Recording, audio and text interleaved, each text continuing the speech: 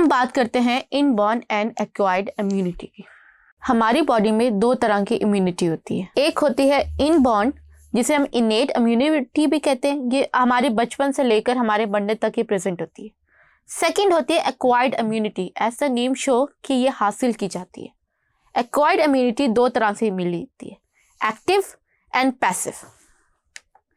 अगर हम डिफरेंसेस की बात करें तो इनबॉर्न इम्यूनिटी जो है ये आपकी बॉडी के तमाम माइक्रो ऑर्गेनिजम्स के अगेंस्ट रेजिस्टेंस प्रोवाइड करती है, जबकि आपकी एक्वायर्ड इम्यूनिटी जो होती है वो आपके इंडिविजुअल जो है वो with the passage of time gain करते हैं। एक्वायर्ड इम्यूनिटी गेन की जाती है। इनबॉर्न इम्यूनिटी नॉन स्पेसिफिक होती है, यानी कि हर माइक्रोब और वायरस के लिए एक तरह की इम्यूनिटी होगी। फिर ये आपके फर्स्ट और सेकंड लाइन ऑफ डिफेंस जो होता है वो इनबॉर्न इम्यूनिटी होती है, और ये आपके बचपन में से अब तक प्रेजेंट होती है। और एक्वायर्ड इम्यूनिटी जो होती है वो आपकी थर्ड लाइन ऑफ डिफेंस को कहा जाता है। और सेकंड, ये आपके with the passage of time जैसे जैसे आपकी बॉडी के अंदर माइक्रोब्स और वायरसेस एंटर होते जाएंगे वैसे वैसे ये एक्वायर्ड इम्यूनिटी अचीव होती जाएगी।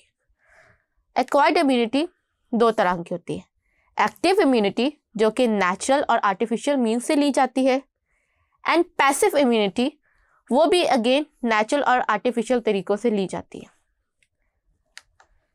नेचुरल एक्टिव इम्यूनिटी वो होती है जब आपकी बॉडी के ऊपर कोई भी बैक्टीरिया या इन्फेक्शन अटैक करता है, ये उस टाइम आपकी बॉडी अचीव करती है। यानी थर्ड लाइन ऑफ डिफेंस के अंदर हमने जितने मैकेनिज्म पढ़े थे वो नेचुरल एक्टिव इम्यूनिटी में आते हैं।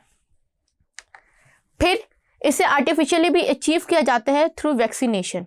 आपको पता है वैक्सीनेशन के अंदर जो है वो हम बॉडी के अंदर कुछ ऐसे डेड बैक्टीरियाज या उनके बॉडी पार्ट्स को जो है वो एंटर करवाते हैं, और हमारी बॉडी उसे as a foreign particle treat करती है और उसके अगेंस्ट जो है वो इम्यूनिटी डेवलप करती है।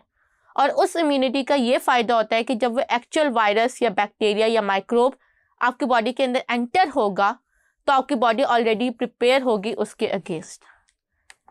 देन हमारे पास आती है नेचुरल पैसिव इम्यूनिटी। ये वो एंटीबॉडीज़ होते हैं जो कि आप दूसरे इंडिविजुअल से लेते हैं। इसको नेचुरली जो है वो किस तरह लिया जाता है कि फॉर एग्जांपल जो फीटस होता है वो अपनी मदर से एंटीबॉडीज़ लेते हैं। And second, कोस्ट्रम। कोस्ट्रम ये वो सिक्रीशन होती है जो कि आपकी ब्रेस्ट मिल्क की प्रोडक्शन से पहले होती है, और इसके अंदर वो सारी एंटीबॉडीज़ होती हैं जो कि एक बेबी को सर्वाइवल के लिए चाहिए होती हैं। फिर हम बात करते हैं आर्टिफिशियल पैसिव इम्यूनिटी की। ये उस टाइम होता है जब आपकी बॉडी के अंदर जो है वो फेल हो जाए, परफॉर्म नहीं कर सके प्रोटेक्शन, देन हम किसी और इंडिविजुअल से जो है वो एक्सट्रैक्ट करते हैं उसकी एंटीबॉडीज़, और आपके जो पेशेंट होता है उसकी बॉडी के अंदर हम इंजेक्ट कर देते हैं।